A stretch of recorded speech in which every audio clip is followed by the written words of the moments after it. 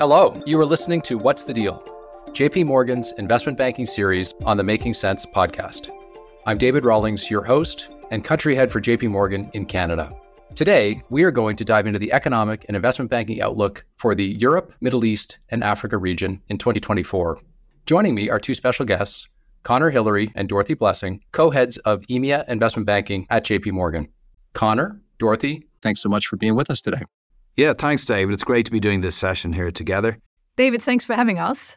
So let's dig into the economic landscape in EMEA. Dorothee, can you maybe share how our clients are feeling about the current environment? Well, if we go back to 2022 with the outbreak of the war in Ukraine, energy crisis, soaring inflation, leading into 2023 with the conflict in the Middle East and economic uncertainty.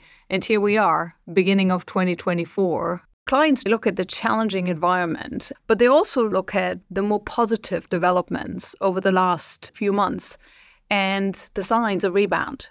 Recent data suggests inflation is coming down, energy prices falling, and we see a faster than expected price pressure moderation. We see all of that, actually, despite the supply chain disruption in the Red Sea. And these are really signs of improving conditions for a rebound of activity this year. With inflation coming down, we also see this leading to real wage growth, ultimately helping to improve consumer spending. On the other hand, we also see easing of the conditions in the credit side, which will support further investments and strategic activity. So I think that we're really seeing that momentum changing. Conor, let's shift to you. So with this more positive economic outlook, are there certain sectors or certain markets that you expect to be more active this year? Yeah, look, I think it's instantly just seen quite a bit of life in the UK just over the last few weeks with bids for 5 public companies. We expect to see growing levels of activity in that market. There are plenty of companies with strong balance sheets thinking, how do I grow? So that could spur further M&A and quite a number of very attractively valued companies who could be bid targets in the market. We expect Germany to be busy and quite a number of other parts of the region. On the industry side, healthcare is going to be active. We've seen some very big deals in North America. Expect Europe to follow. Energy transition will be a big driver of capital raising in M&A. And we may see some consolidation in the banking sector. That's long overdue. The banking sector in Europe is highly fragmented. And we've seen some consolidation in the UK, for example, just in the last week with the planned takeover of Bank Virgin Money by Nationwide. So that's an area where we may see a bit more activity. Yeah, and then I think MENA is an important part of it, and that clearly is a growth area where we see a lot of activity, not only investments from that region to other parts of the world, M&A activity, capital markets activities, and then tech. Look, tech continues to be a segment that is undergoing growth, but also if we just look at the changes coming through AI, that will spur further growth and activity in that sector. You know, Dorothee, in your comments, you've mentioned financing markets sort of stabilizing and improving. We've seen, obviously, rates find a better level, 5s and 10s. We found spreads to be a little tighter. How important is a better financing market for overall activity? I think the financing markets are incredibly important. As we look at corporates at large, we have really sort of healthy balance sheets, but companies and financial sponsors need well-functioning financing markets for M&A and their continuous growth ambitions. Yeah, and I think just to add to that, debt financing markets are operating really well at the moment. So there's lots of liquidity. The issue debt investors have is a shortage of opportunities. There's a shortage of companies actually looking to come to market. And I think the other theme is that, the cost of financing, it is much higher than recent times, but relative to long-term averages, actually levels are quite normal. And if you look at spreads, which are a good proxy for risk, they are at a materially lower level than long-term averages. Listen, let's shift for a second. This is a year that has a high number of elections, obviously the US, but globally. 50% of global GDP will have elections this year. Does that have an impact on clients, or is it not a material factor? It's a super election year in 2024. UK later on this year is just one to point out. And then also, if we look into June, we have the elections for the European Parliament. But why are boards and why are clients looking at elections? They look at the changes nationally, they look at policy changes. And in the environment we're in right now, they also look at, obviously, geopolitical implications of that.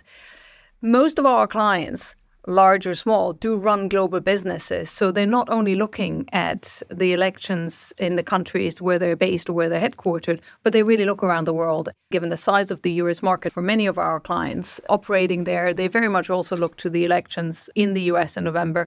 That is a big topic in a lot of client dialogues, not only the odds of the different outcomes, but also obviously front and center as part of that, policies and geopolitical implications.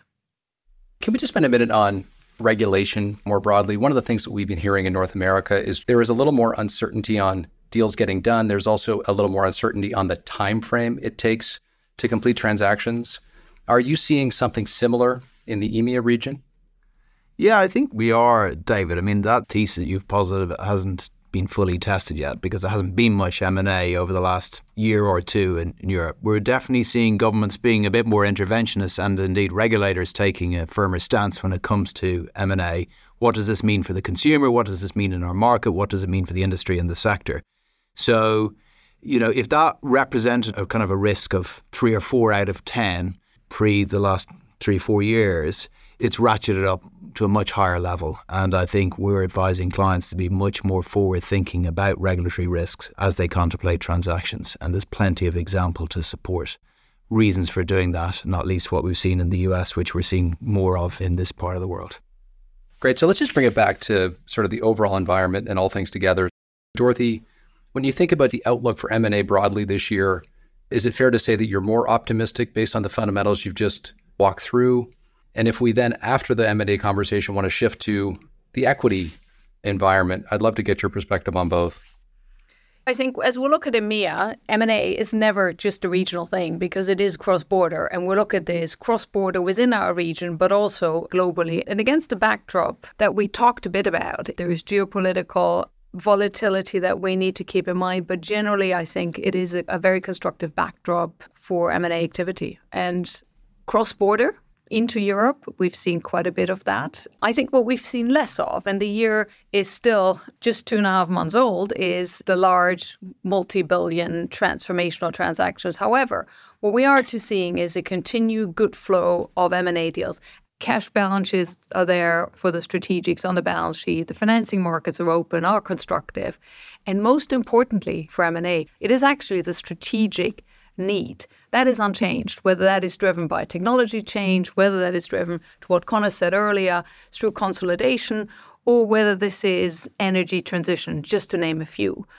But also, if we look a little bit broader, corporate clarity continues to be an important theme because investors reward clarity. That leads to carve-out, it leads to divestitures. Activism is very much a global theme. It is here for us in Europe, and where activists can address M&A as a solution for undervaluation, they try and focus on M&A.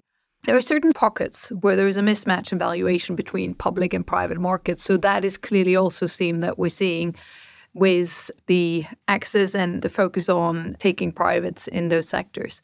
And lots been talked about the dry powder that financial sponsors sit on that wants to be deployed. And we see that getting deployed.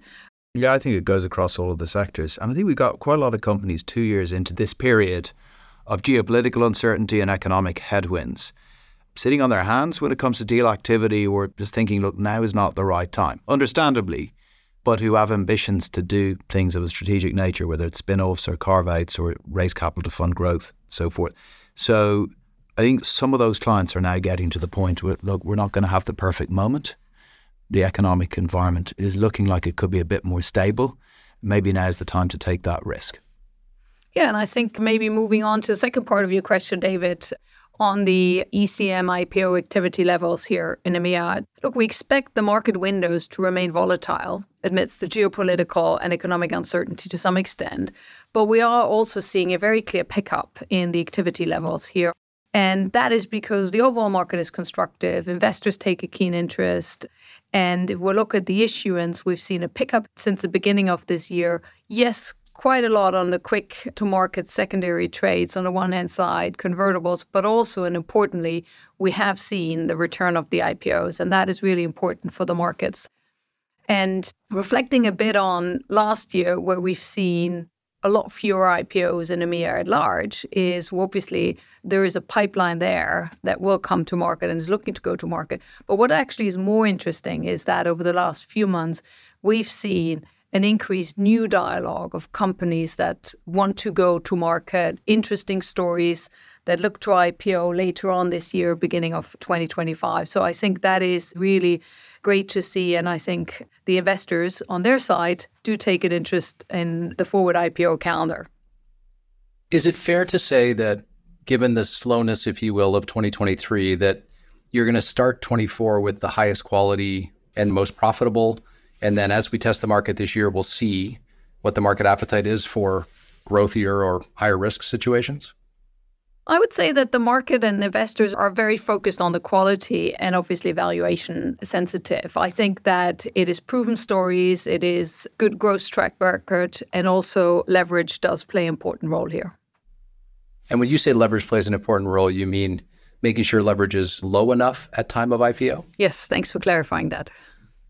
So for our final question, what are we advising boards, what are we advising companies on as they navigate in aggregate the risk factors and the opportunities that you both laid out here?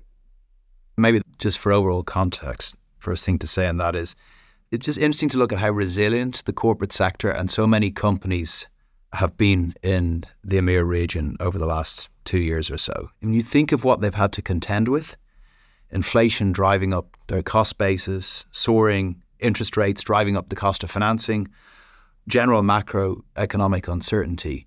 Despite all of that, we've seen very little corporate or balance sheet distress. So very few companies running out of capital. And on the trading side, profitability has held up quite well.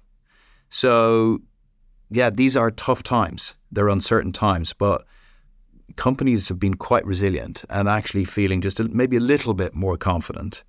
But the big question for an awful lot of them is, how do I grow? So those are all factors we expect to drive levels of deal activity and more strategic thinking in the time ahead.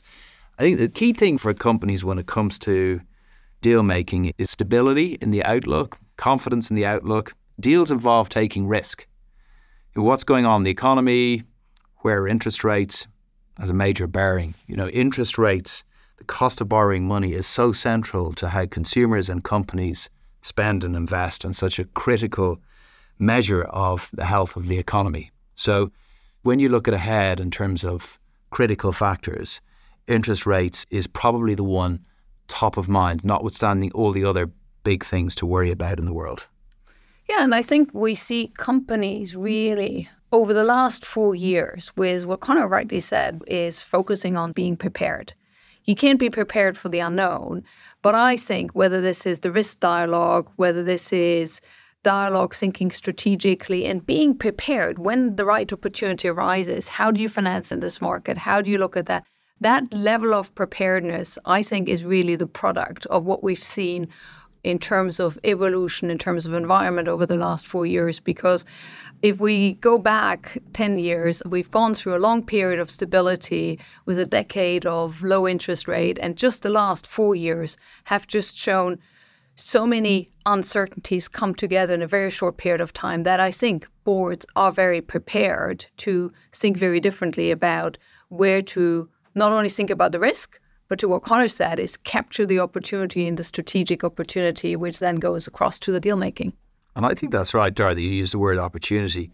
The other side of all the risk and that the fact that there will be more shocks.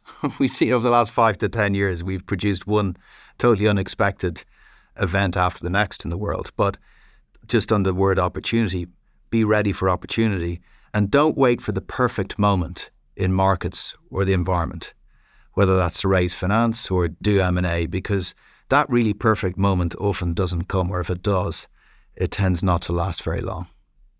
Terrific. Listen, I think there's some great advice and really appreciate your perspective on the market and the outlook as we get through this year. Big thanks, Dorothee, to you and Conor for joining me, and thank you for your valuable insights. Thanks, David. Thanks, David, for having us. And thank you to our listeners for tuning in to another What's the Deal episode. Have a great day. Thanks for listening to What's the Deal. If you've enjoyed this conversation, we hope you'll review, rate, and subscribe to JP Morgan's Making Sense to stay on top of the latest industry news and trends. Available on Apple Podcasts, Spotify, Google Podcasts, and YouTube. To stay ahead of the curve, sign up for JP Morgan's In Context newsletter, packed full of market views and expert insights delivered straight to you. To subscribe, just visit jpmorgan.com/in-context. This material was prepared by the Investment Banking Group of JP Morgan Securities LLC and not the firm's research department. It is for informational purposes only and is not intended as an offer or solicitation for the purchase, sale, or tender of any financial instrument.